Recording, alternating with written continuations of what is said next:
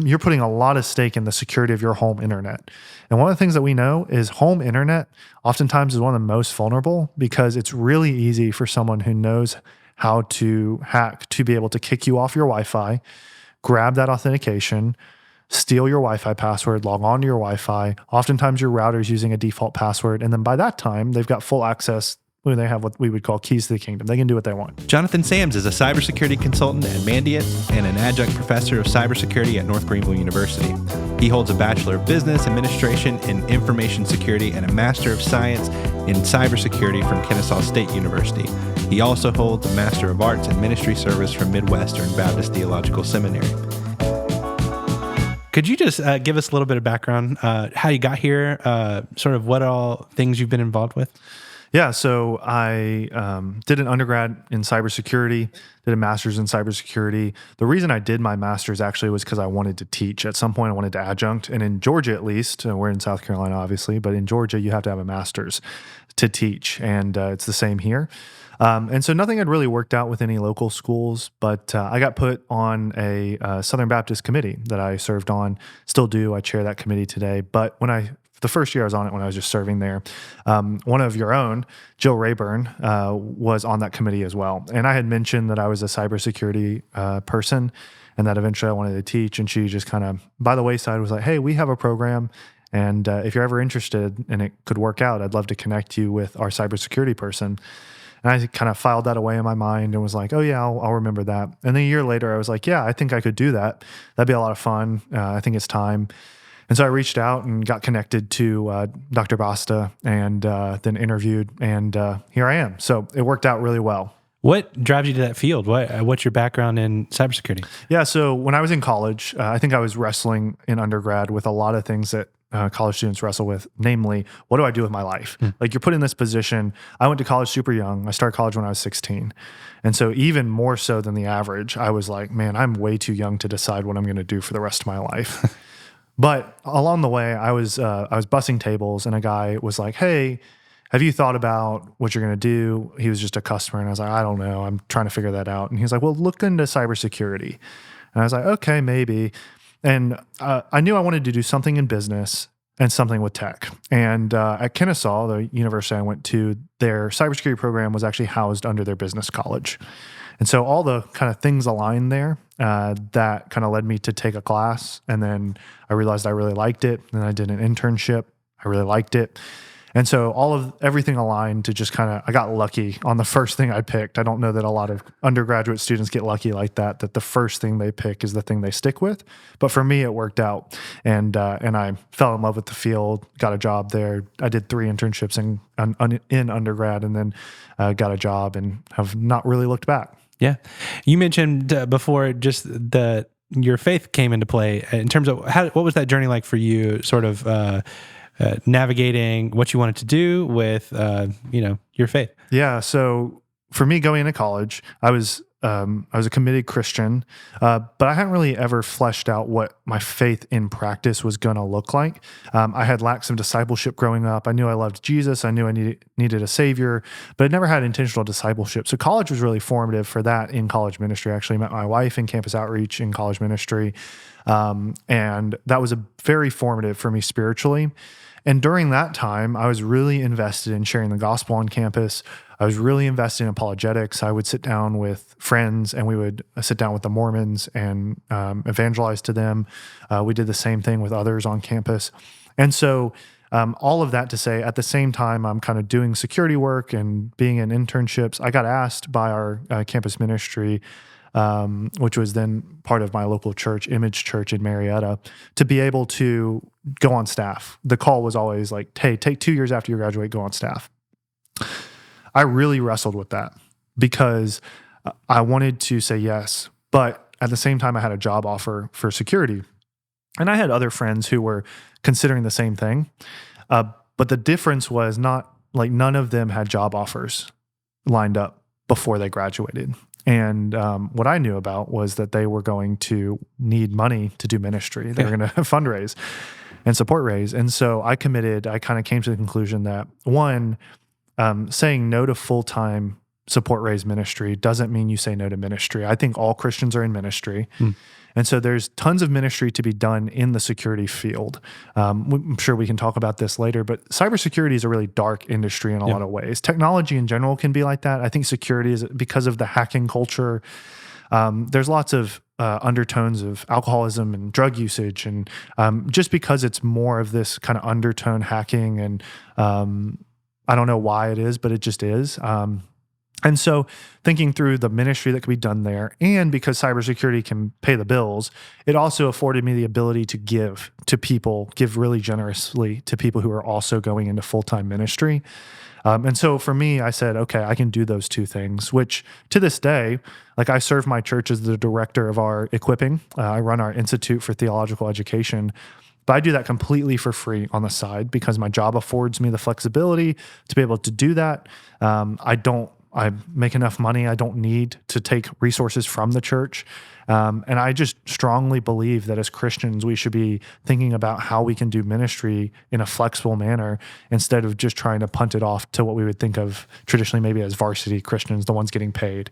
I think that is a cop-out that we should really try to push against, especially as people that are Christians in the workplace. Yeah, I think that's a really important point that nobody hits on enough. I think people don't think about, when they think about what's God calling me to, we might be calling you to the field that you have been studying, that you're good at, but also like, hey, while you're there, here are all these other people that are going, support. I think that's an interesting and very important aspect of the local church that we can all be a part of it. We talk about ministry in the workplace and doing all that sort of, but there are real ministries you can support just anywhere. So yeah, I think that's an interesting a point and something that's not often talked about. But as far as we get to for the Christian's role in cybersecurity, you talked about it being sort of a darker field. Yeah. What are some things that you've come across? What are some things that have been challenges for you as you've navigated these various positions so far in your career? And have any of those been overwhelming at times? Yeah. So I think overwhelming, maybe not. I think the field in general is one that's always changing. So that can be overwhelming. I think when it comes to Christianity and cybersecurity, one of the things that's really difficult is just the culture of security in some ways. There's pockets of Christians, but it can be difficult to be around a lot of the kind of culture that is very worldly in a lot of ways and maintain your convictions. I remember when I was in undergrad, I was doing an internship with IBM. And at the time, this was my sophomore year, I think, maybe junior, in between maybe. But all that to say, we were in a cohort of interns, and I remember religion came up, and I was like, yeah, I'm a Christian. And one of the interns looked at me, and she was like, really? And I was like, what do you mean? But what had happened at the time was I was I was talking like them, I was cussing a lot, and you wouldn't describe my conduct in the workplace as, hey, that guy's a Christian. And that was a wake-up moment for me to be like, oh, man, I really need to remember my witness in that. So I think that can be challenging from a kind of spiritual perspective. From a like tech perspective, I'd just say that because it's always changing, the challenge is that it's much more of a 24/7 field than your average work. When there's emergencies that come up in business or in marketing, I'm sure, or in, finance. But security baked in, like the first day of work in my first job out of college, they were like, yeah, so we have an on-call rotation. And oftentimes we're staying at the office late hours because of incidents that come up. And that just is what it is. And I think that hasn't really changed. Different companies do it differently, but because of the gravity of a security incident to a company's profits, to their functionality, the ability to strike a work-life balance, but also you want to be in the incident to work it and to have fun doing it, that can be difficult when it comes to the balance there. I've heard folks say, like, it's not if you're going to get compromised, it's just how bad is it going to be when it does happen. Could you just describe that mentality of, trying to protect people from something that maybe at some point is going to affect them in some way? How do you approach that? Yeah. So our former CEO, not at Google, but at Mandiant, before we were acquired, he said the same thing. Like, it's not about if you're going to get compromised or hacked, it's about when and how bad is it going to be. I think that the biggest thing with regards to both protecting and mitigating compromise, you want to do as much as possible to protect against the really obvious things. Like, we were talking before this about kind of drive-by compromises, little things that pop up on your web browser that could, if you click on them, could download something that could lead to a compromise. To this day, one of the things that pops up is as we get more and more integrated, you've got your work laptop. Oftentimes people are accessing work stuff on their phone, sometimes even on personal devices. Because organizations often don't have the security tools on those devices, that can bring up a certain level of risk there as well. And as a security consultant, my recommendation is always to not do that and to keep work on work. If you have to have personal phones, so be it, but don't allow them to access it on their personal desktop or their personal laptop. Advise against that. Don't allow it by way of conditional access policy. And furthermore, don't allow for multiple MFA devices, multi-factor authentication devices, because oftentimes if you are compromised, the first thing someone may look to do as an attacker is add their phone as your multi-factor device. And oftentimes organizations are allowing you to have multiple, so it doesn't really raise any red flags. And so that can be of concern. So really, it's let's eliminate low-hanging fruit. And if we're going to get compromised, for example, what we would call a 0-day or a vulnerability, and by 0-day, I just mean a vulnerability that hits that no one knew about beforehand, that's being used, we would say, out in the wild. That's the stuff that we mitigate hard to restrict its impact. We don't want to be running around mitigating stuff that could have easily been prevented beforehand. So could you kind of explain the term ethical hacking and just where it all comes into play? Like, if you're becoming, proficient in cybersecurity, and you have to know how a hacker thinks. Maybe just talk a little bit about what that is and how you put it into practice. Yeah. So ethical hacking, the term, people have a love-hate relationship with the term ethical hacking. There's people in the industry that would argue against the use of that term to say we have hacking and we have penetration testing. Penetration testing is what people often refer to as ethical hacking. Mm-hmm. Hacking in and of itself is, by definition, something that's generally not ethical. Yeah. Probably not supposed to be doing. Whereas penetration testing is, someone has the ability to outline a scope, say, hey, we're going to allow you to attack us in these ways to show us where we're vulnerable and how far you can get. And then you're going to write a report and we're going to fix it. That's where people often think of as ethical hacking. But at the same time, people on the other side of things, there's been people who are good at hacking that are able to transition and do it for money to be able to show companies. And there's what we call bug bounty programs where companies will pay people if they find different things on their website or in their products. All of that's great.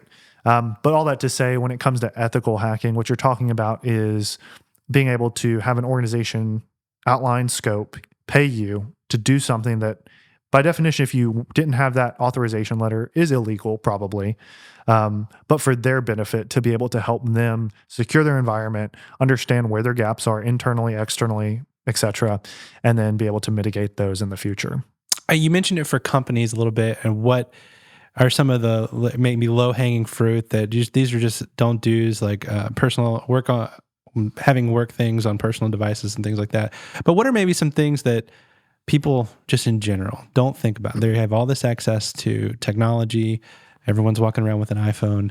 What are some things that people just don't think about when they're using anything from an iPhone to an Alexa?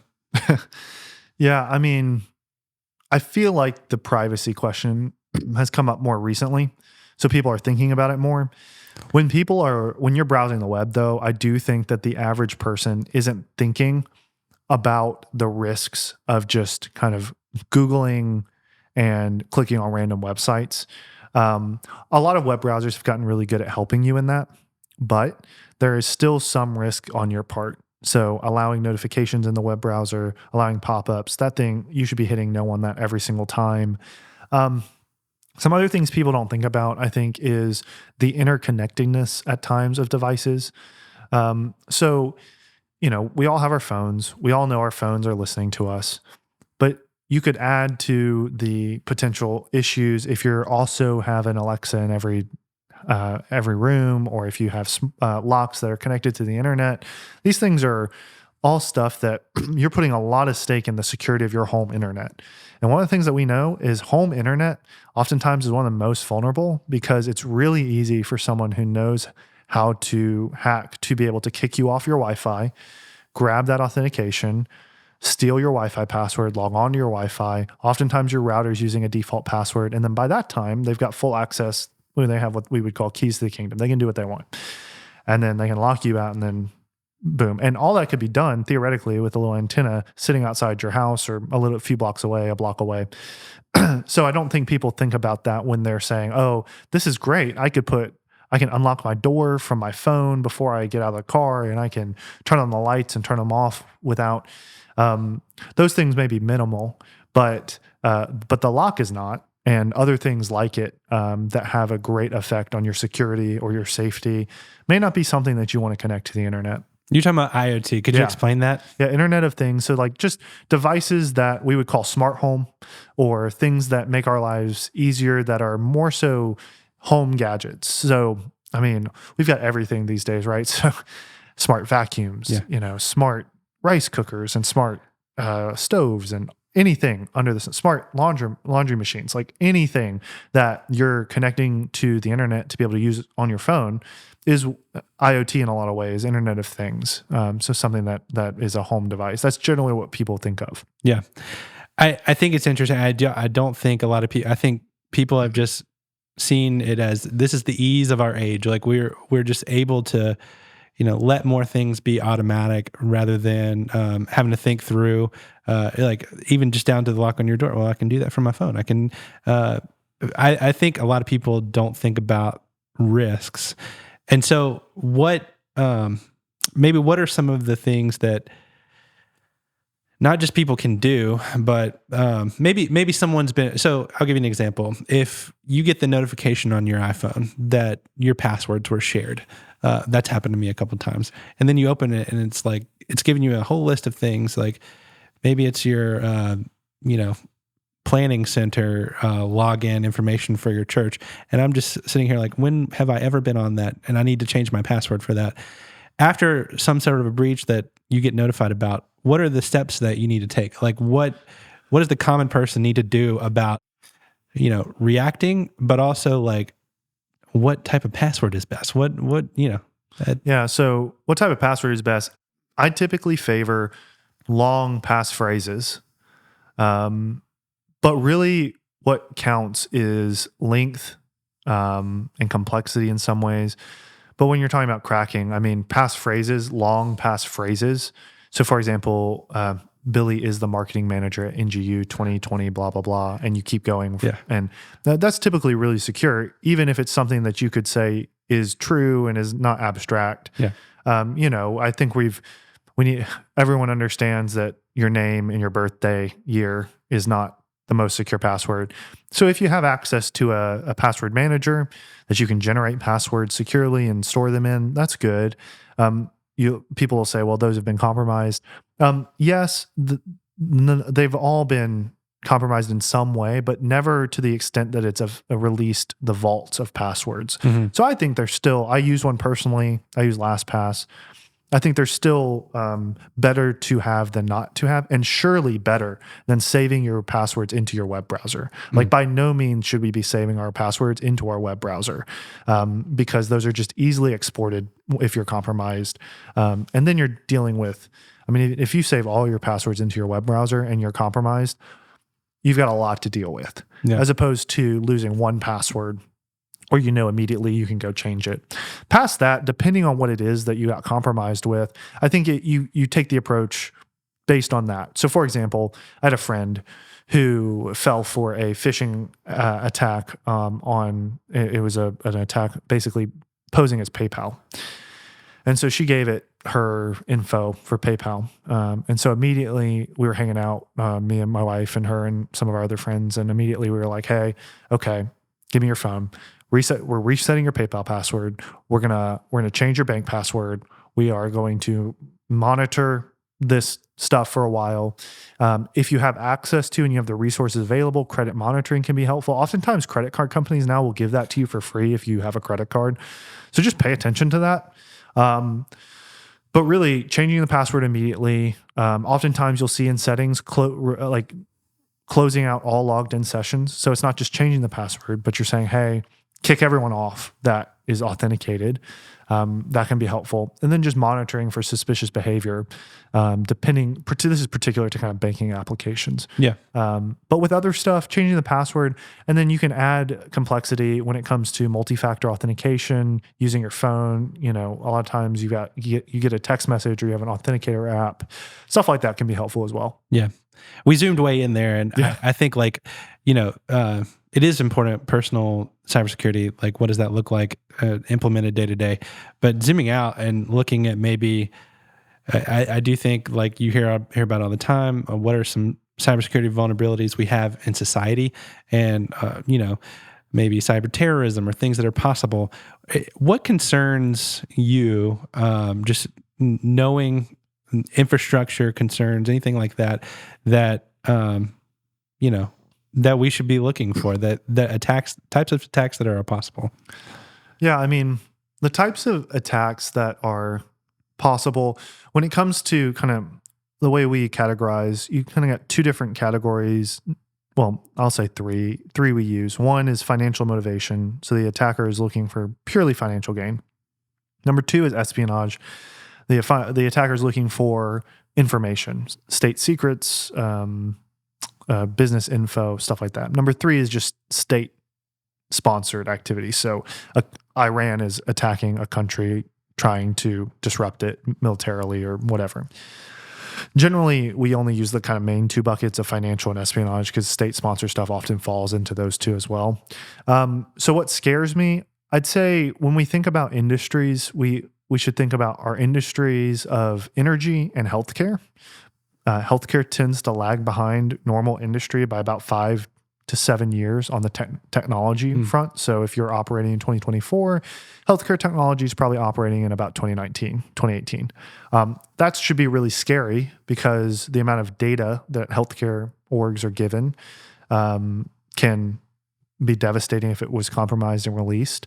Social security numbers, healthcare issues, stuff like that.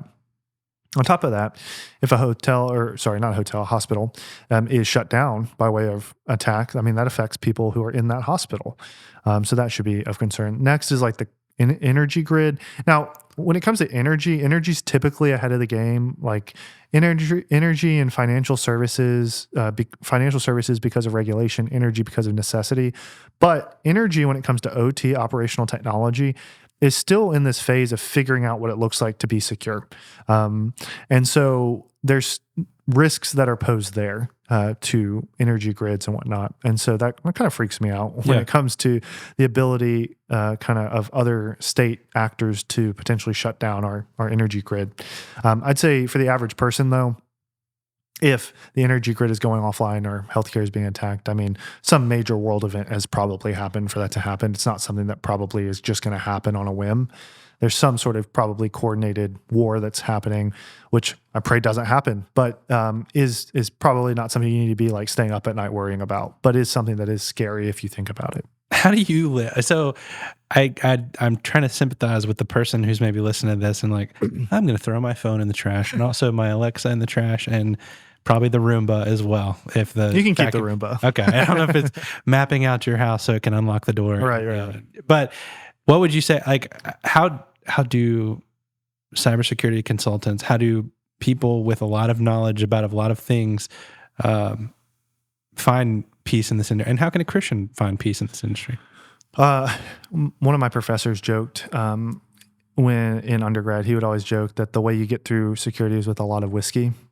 And that kind of gives an undertone of the culture in some ways of cybersecurity. Like even going into the world, there's a lot of like, hey, drinking and kind of this paranoia at times. And I don't want to exaggerate, but it's there. The undertones are there.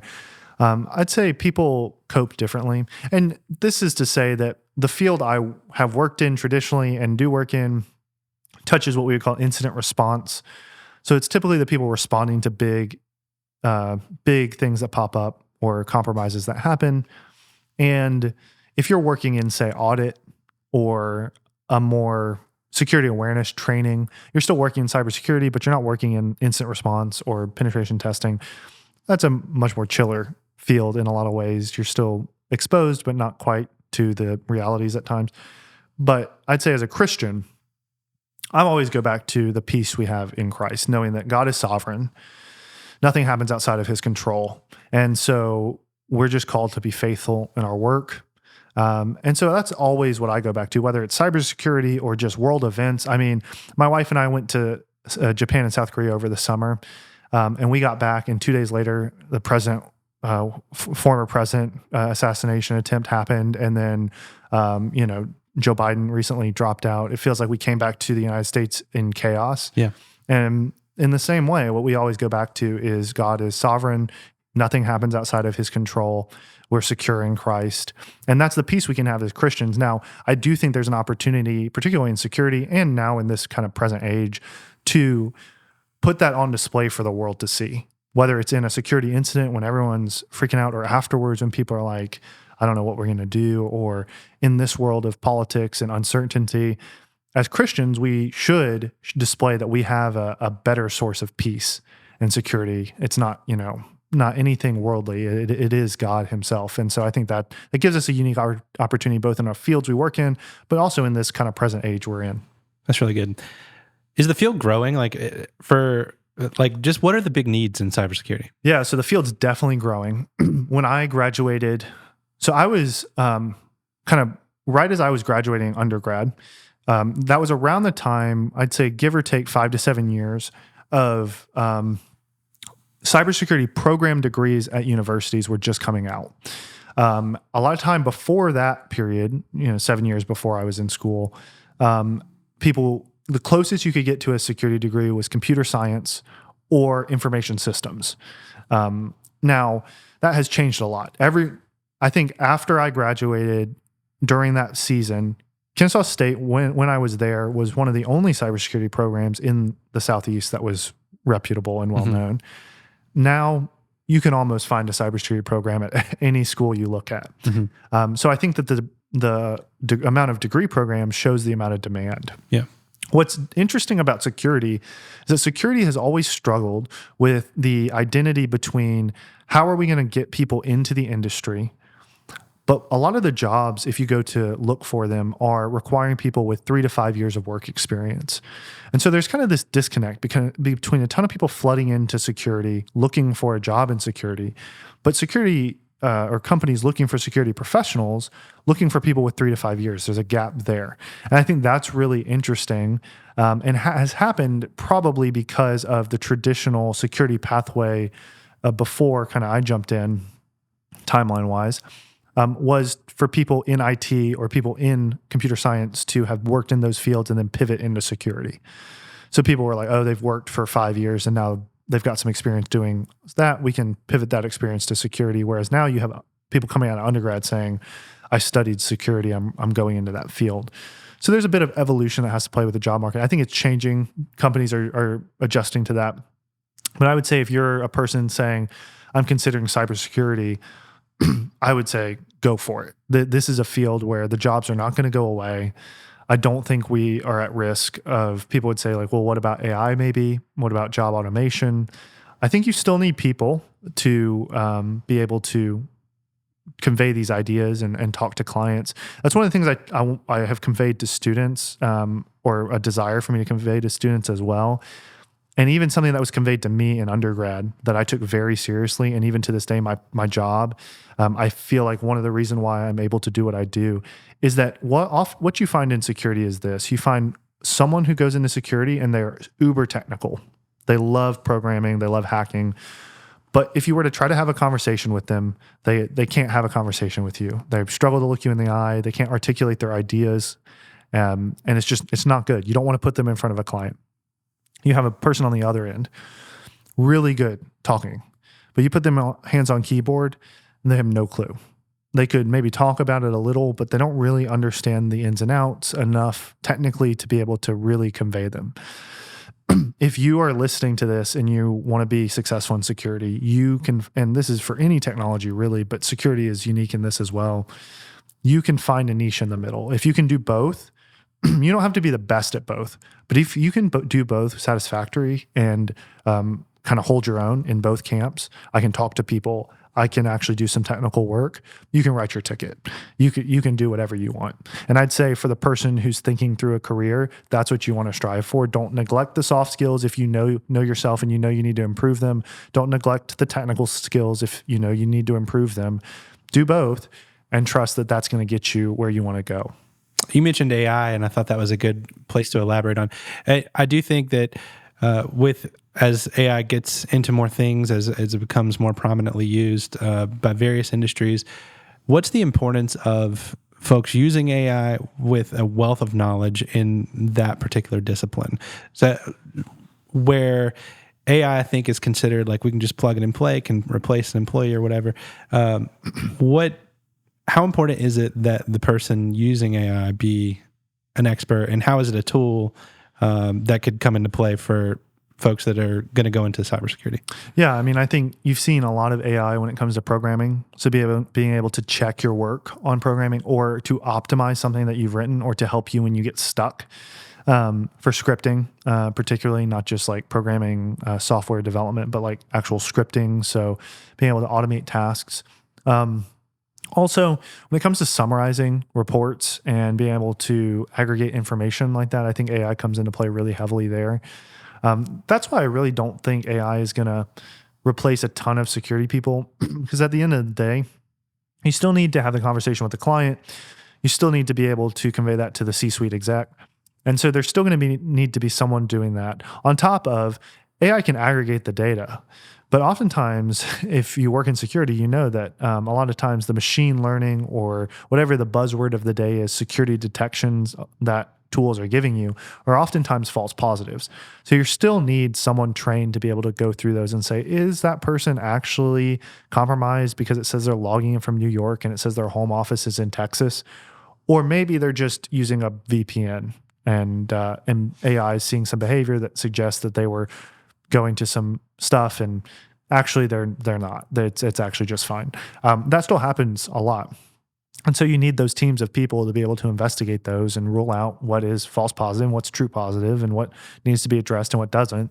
And so all that to say, AI gives us the ability to do our jobs faster, do our jobs better. But I still don't think, and this is for academia as well, I don't think it replaces the human part of the work. It's really good.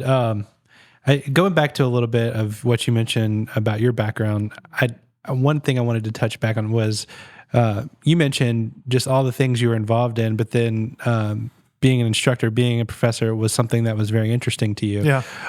Why? Like there was so many other things going on in your life. What itch does teaching others scratch for you? Yeah, so teaching for me really, when I was in undergrad, there was a couple people that I convinced to go into security because they were thinking through information systems or accounting, or they just didn't really know. And I said, if you jump into this, I think you'd be great, and I can help you do it. And to this day, one of the things I love doing is I don't know that there's a close friend of mine that I haven't looked at their resume, but I just have a passion for helping people get to the job. And I think that being an instructor, being a professor, is a way in which to do that more efficiently, especially for people that are interested in security in the field I'm in, where I can connect them to people that I know or help them, particularly with their resume, tuning for a cybersecurity role. That's the itch that scratches. I think when it comes to the idea of just helping people, because there were people along the way for me that took a chance on me. I had a professor in my first internship ever. I was in a kind of base class. I think it was actually information systems. And I went up to him and I said, hey, I know I need an internship. I'm a sophomore. I'm going in my junior year. How do I do it? And he just took a chance on me. He said, email me. Maybe I have something, a connection. And he sent me back this job, and it was actually for data entry. So my job was to come in and take a PDF and type it into another screen, which now with AI, that job would be gone. Yeah. But come to find out, he was working at that company and had passed my name along. And I came in saying, hey, I'm a cybersecurity student. I'll do whatever it is if I can just get to security eventually. And they said, sure, do this job. We'll work on a path for you. Which, side note, if you have an opportunity to do something that's not security, but it's security adjacent, and they're saying, hey, we'll get you there, take a risk. Yeah. It might work out. And so then after 6 months of doing that job, they shifted me to my first security internship. And had that professor not invested in me, taken a chance on me, talked to me about, hey, apply for this job. I still had to take the initiative to reach out, which I recommend all students do. But that professor still had to take a chance to vouch for me. And I'll be forever grateful, because once you get the first, it's really easy to get the second when it comes to internships and jobs. And so that kind of seeing multiple people along the way do that for me made me want to be able to do that for others. And I think that's a great way to be able to help students, not just in their classes, but afterwards be successful in life. Apart from a conversation with Jonathan Sams, which I would encourage everyone to do, that's a very fun thing to do. But what is a resource for folks that maybe think that this might be something for them? What's a book that you've read, something that's helped you as you've tried to navigate things? And I'm assuming there are more of those out there now than there were when you started. Yeah. So for someone who's like, I really think, I'm sure, I mean, people come up to me, I'm sure people come up to you with this in marketing. They're like, I want to work in marketing. Yeah. People come up to me and they're like, I want to work in cybersecurity. My question is always, well, what area? Because there's so many subsectors of cybersecurity. So I would say be curious when it comes to the different areas of cybersecurity. And your biggest friend is YouTube. What I was told is the people who are successful are naturally curious and are just tinkerers. They just like to mess around with lab environments and see what works and look up a YouTube video on how to hack a Wi-Fi router, and they're just curious. Yeah. And so I'd say be curious, figure out what niche you want to be in, and then just Google and try to learn as much on your own as possible. Also, I tell this to people all the time, don't be afraid to just reach out to people on LinkedIn or in general, or ask for connections. The saying is true. It's not about what you know, it's about who you know. And if you can find someone to just have a conversation with you or talk to you, that often leads to other connections and can help you refine where you want to go. So for all of my students, I try to make it a habit at at the start of the class, putting out a post or email to them saying, hey, I'm available. If you want to, here's my email. You can schedule a time to talk to me. Here's my LinkedIn. You can connect with me. And then when the course is wrapping up, I try to do that as well, to say, hey, just because the course is ending doesn't mean I'm going away. If you ever need anything, please don't hesitate to reach out. And for anyone who knows me, they know I'm 100% genuine in that. And so I think for people, they just have to be not afraid to take that chance at times, because it can feel weird reaching out to someone. But I did it. It worked out for me. I think other people can do it. And then just being curious.